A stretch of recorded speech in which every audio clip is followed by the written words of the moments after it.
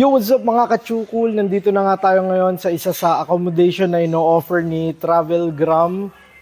Dito rin pala ginawa dati yung Survivor Karamoan. So mga 12 hours din, more than 12 hours, kasama na yung mga stopover papunta dito sa Karamoan, Camarines Sur. Samahan nyo ako, itutur ko kayo ngayon sa Karamoan. Let's go!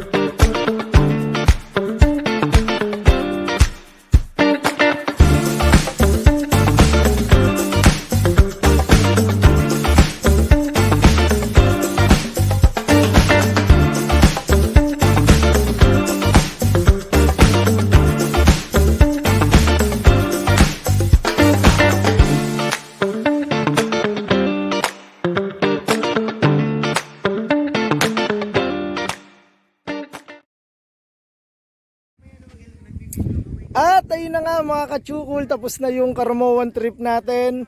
So nandito tayo ngayon sa Albay. Side trip to na ino-offer ni Travelgram. Hindi ko na ginawa ng full video para ma-excite kayo. Maisip nyo paano ako nakapunta ng ganito kalapit dito sa Mount Mayon. Siguro alam nyo naman na yan ang Mount Mayon. Kita nyo naman oh, apaka-perfect ng cone yan. At saka napaganda yung punta natin kasi hindi ganong maulap. So again, mag-book na kayo kay Travelgram para makuha nyo yung Karamoan trip, side trip na Albay. So yun lang, i-comment mo kung anong Karamoan experience mo. Bye-bye!